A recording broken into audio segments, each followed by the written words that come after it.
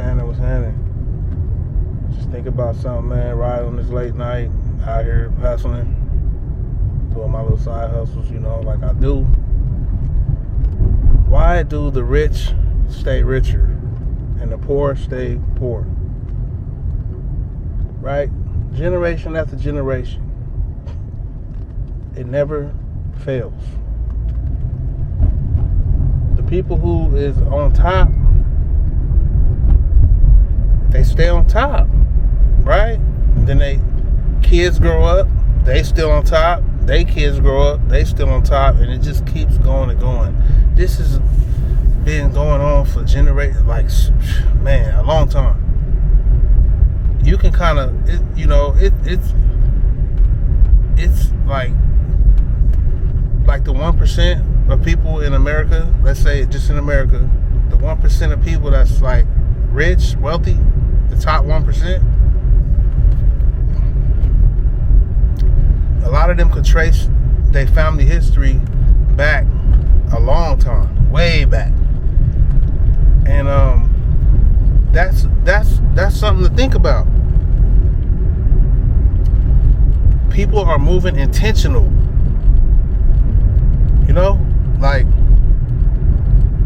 This is why I'm gonna give you a quick answer real quick before I really elaborate on all this stuff, though. I think the rich stay richer and the poor stay poor. It's a full moon tonight. I think the rich stay richer and the poor stay poor is because the rich, they are intentional about what they're doing for generations and generations to come. Okay? They're not just thinking about this lifetime right here.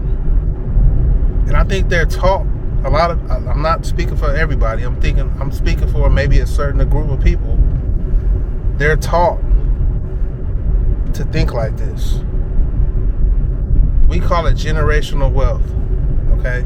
This is a term that's I never heard growing up. I just started hearing this around like pandemic time and all of that. I started hearing like more of this generational wealth. And this is something that, for me, the black community, I wasn't taught that growing up. And I think now we call it waking up. A lot of people starting to wake up more to certain stuff that is ancient.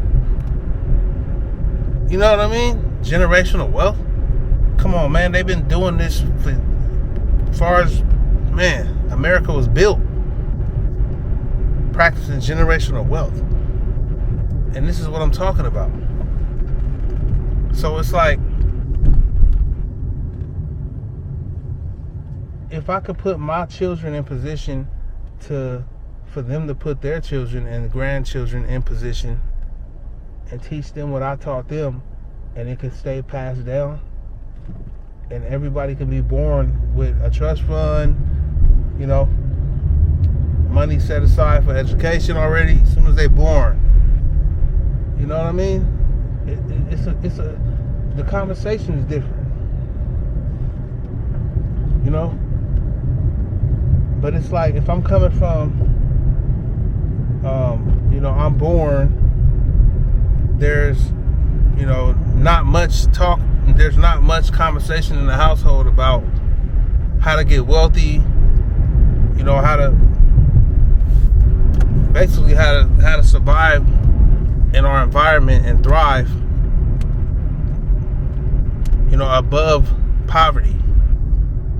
I'm not seeing that. All I'm seeing in my life, me personally, in my life, all I'm seeing is drug dealers, pimps, working class, rappers, actors, trappers, sports players. Some people made it. I know some people who made it to the NFL. That's my life. That's all I see. These are the options in my life as an impressionable kid coming up. I see sports. I can play football. I can rap. I can sell dope. I can go into entertainment of some sort, or I can be a working class person. And that's always looked at as And me growing up, the working class was looked at as, I don't want to do that. Because we seen our parents, our grandparents, we seen people struggle, man, and while working full-time jobs, struggling, stressed out. I've seen that. And I also seen the dope boy living every day how he want to live, making way more money than the working class, riding around in nice cars, nice clothes. He got the women. His life seems fantastic, right? To a young, impressionable person. So you choose that path, right? Because you want money.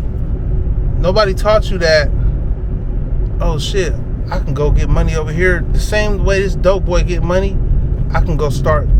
It's people over here making way more than that, doing this over here. These many things you could do over here. I was blind to these things over here I could do to make the money. All I seen was these few options: sports, dope boy, or working class.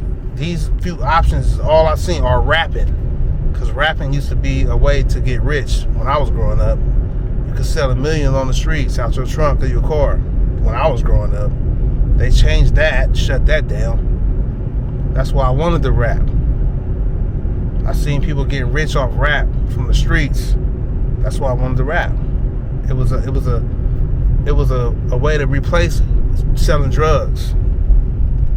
A way to get out the struggle, out the ghetto. That's why I wanted to rap. You know? But all I seen was this right here, right? So I chose to be like the dope boy. 14, 15, young and impressionable. Okay? Little did I know that life comes with a price. You know, it's either gonna come with you giving up your freedom, you giving up your life, or you're gonna give up your sanity. You giving up something. Okay? In that life. That life is not promised. You're not promised a prosperous life. Now you might have some good experiences in life, and if you're smart like me, well, I'm not saying I'm smart, but I'm saying if you're anything like me, I thought I'm gonna get in this and get out. That's kind of smart, right? I thought I'm gonna get into this lifestyle and I'm gonna save up enough money and I'm gonna get out. I'm gonna start a business, or I'm gonna make it rapping. You know, I'm gonna start making enough money rapping to where I can make at least more than the middle working class. You know, and me growing up being a rapper, the average rapper that was any good, he was making more than the person working an average job, for sure. So that's why I got into it, because I'm like, you know what? I could sell enough records, right? But as I got into it and came of age to where I understand fully and I'm ready to rock, the game changed.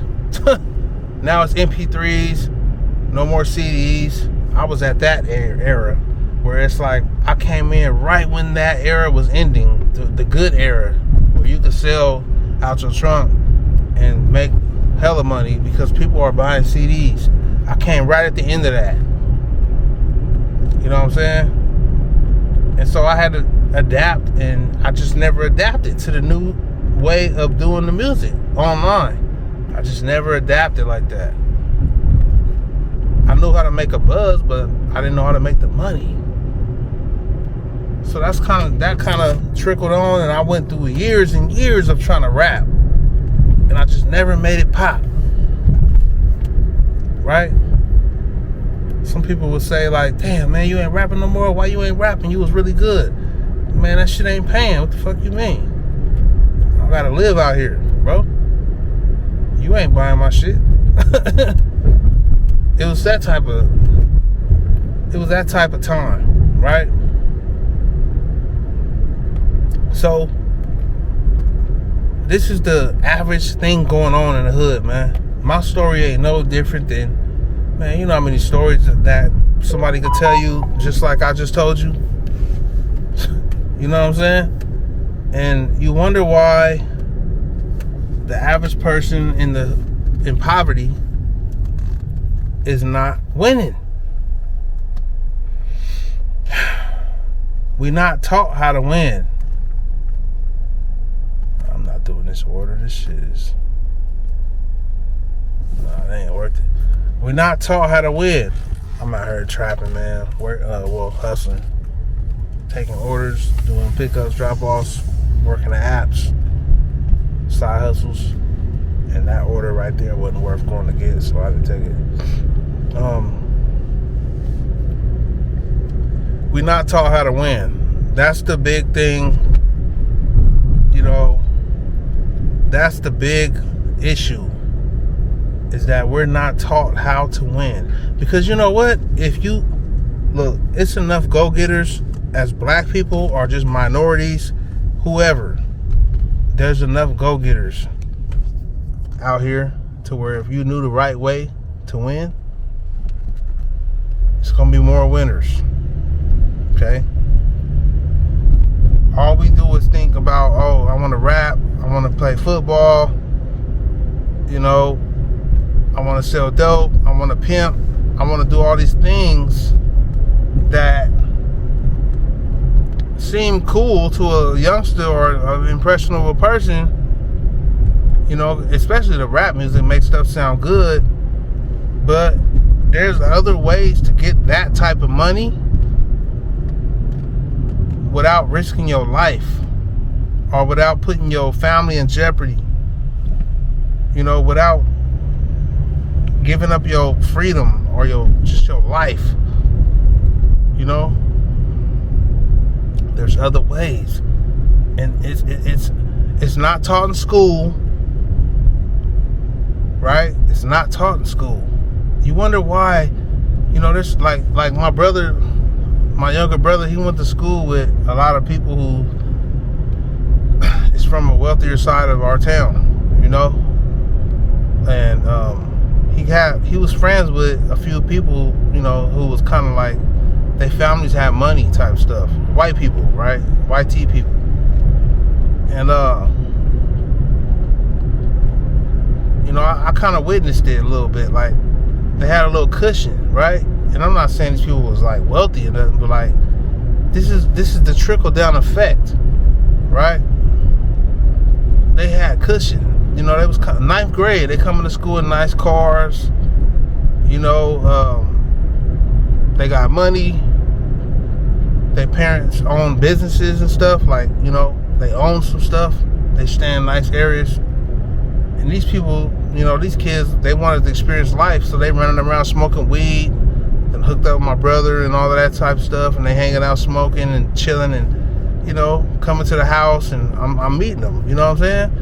And these are people who are from a whole different life than us, man. My point is these I'm talking to them. They knew some shit, man. Right? They knew some shit. They knew about lower class, middle class, upper class. You know, they knew about starting businesses. You know, I'm in the business of helping a certain group of people, and that's how the money gonna come. These young ninth graders and shit like that, they knew a lot of shit, and they was taught by their parents, right? They knew how to manage money and shit. And this is the thing, they just was rebellious because they wanted to do what was cool, right? They was intrigued by rap music and shit like this, but at the same time, that was fucking them up. They got into our shit, which is, yeah, rap music is like black people shit. And why is the shit that's our shit fucking shit up? Because if they wouldn't have never got into that, let's say they was on some listening to their parents' ass shit, they wouldn't have never met my brother, me, nobody. You get what I'm trying to say? The tradition, it keeps going.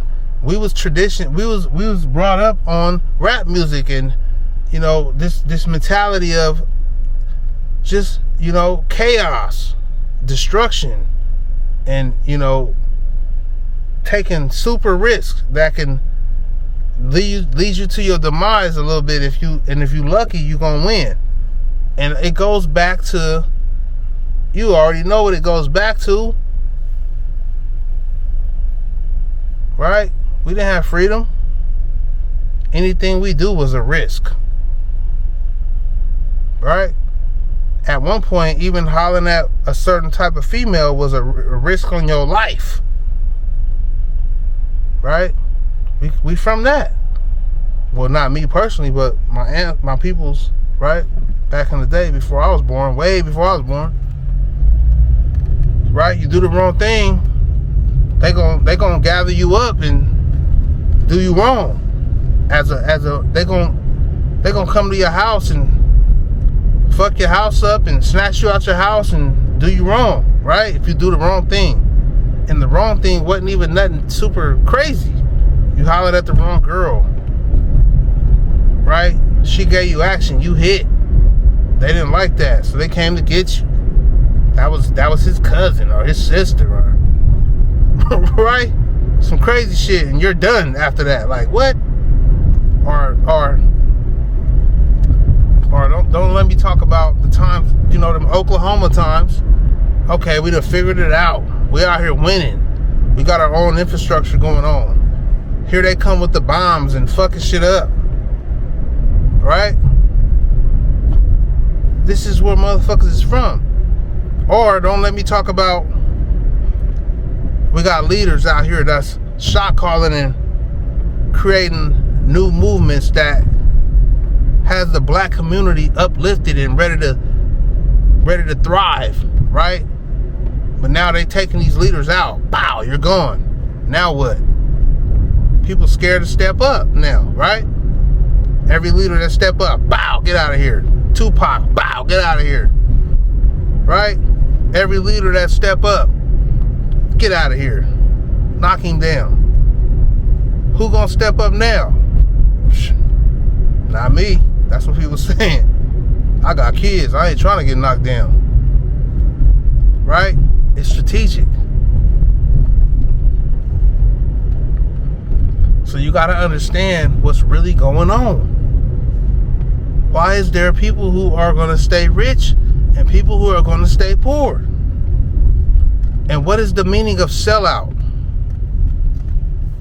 You know? What is that? You sell out. Shouldn't that be a good thing? Sell out? You sold out of the product? Nah. You sold your people out. That's where that come from. You did something for the money, but it went against your morals. That's where that come from. And you know what it is? It made you keep your peoples down and you got uplifted up. That's what that means. That's why the certain community look down on sellouts, because you're keeping us down while you get lifted up. You know, you're being, you know, it's kind of like you're being selfish, right? That's what that is. And I mean, I'm not gonna blame a motherfucker for selling out, because he might come from the lowest of lowest, and he just want to do good. Now, this another side of the story is he may not care. He may not give a damn about his life. Like, you know what? I don't care about my life. You can say what you want about me, whatever. I'm just trying to create a life for my kids and they kids. So he sold out for the millions, right? Some of these celebrities, maybe that's how they're thinking. You might be talking shit about him. Why he wear that dress? Damn, he making us look crazy. He done wore a dress? Or why he play that gay role? Or whatever. I'm not bashing nobody who gay, but I'm saying people look at, if he's not literally gay in real life and he's doing that, you got to understand what that's doing. It's demasculating, right? what we see it as. So you got to understand, some people don't care. Because you know why?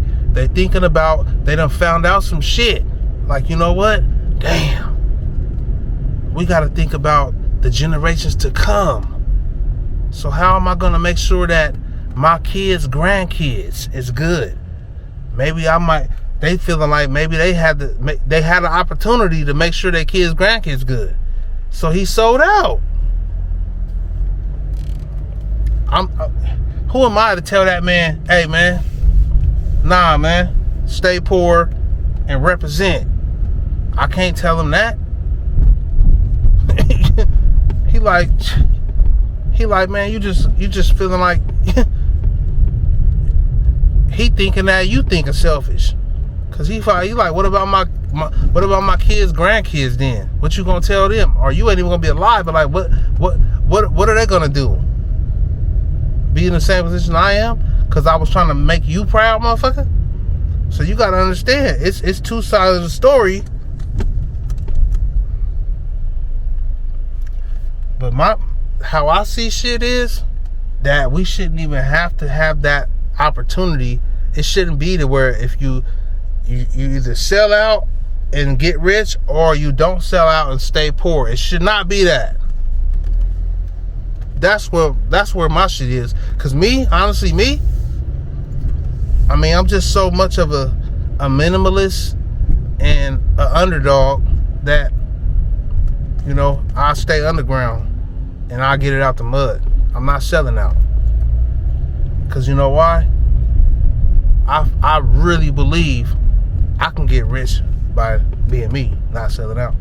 I really believe that.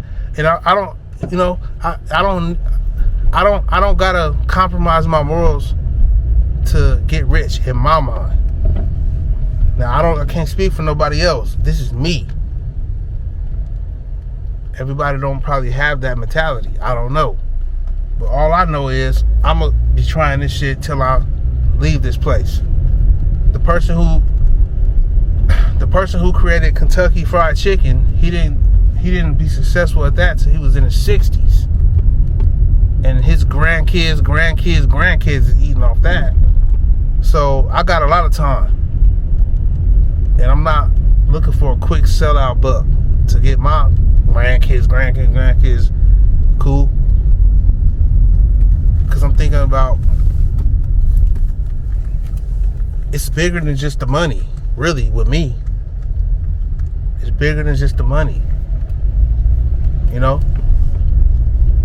There's a whole community of people who is really trying to wake people up, minorities especially, and I'm just really talking about black people, but I'm not trying to just only keep this towards black people. It's minorities, period. You know, just people who are in the struggle. But it's a whole group of people trying to really spark a movement, you know, on some Tupac shit, or on some, you could name all the people who was trying to do it. But it's still people out here that's trying to do that, but nobody hearing them, man. Ain't nobody gonna listen to them. Ain't nobody gonna really move off what they saying. They just gonna hear the talk, be stimulated, and that's it. Dopamine rush, that's it. Right? So I'm not one of them people who, you know, on some Malcolm X type shit trying to lead a whole nation or something. I'm not one of them people, man, that's trying to do that. Honestly, you gotta look out for yourself before you can look out for anybody else. So I'm figuring out how to get rich for myself, and then I can share the knowledge with anybody, you know what I'm saying, who wanna get into my teachings. That's my mission, really. And I give out free game on my channel right here. Whatever I know, my wisdom, whatever, my ups, my downs, my fails, I'm sharing it, you know. So there's not, nobody could say that I was withholding information. Never that. Because I'm giving some of this stuff on my channel, I can damn near put a price on it. In my mind. I don't know. I see certain comments that where how it kind of helps some people, but I'm so humble that it's like, I'm not taking that. I'm not taking it as, no arrogant way or nothing. If somebody tell me that I helped them out, I'm so humble that I'm surprised, and I really appreciate the interactions, and the, if you're telling me stuff, responding and giving me feedback, I really appreciate that, like, to the heart. But I really feel like that we're neglecting the internet when it comes to helping each other. The internet can be used as a real tool for us to really thrive. That's and I'm being, that's an understatement. I'm talking about, like, literally, like, more than thrive, like really, really change stuff. This internet can do that if we use it right. And I just want to leave you with that, man. I just want you to think about that. What are you contributing on the internet to help whoever you're trying to help? If you're not contributing nothing, that's one of the reasons why the poor are going to stay poor. And if you're contributing some bullshit, you're helping the platforms rise. It's one of the reasons why the rich stay rich. And I'm out. Let me know what you think in the comments.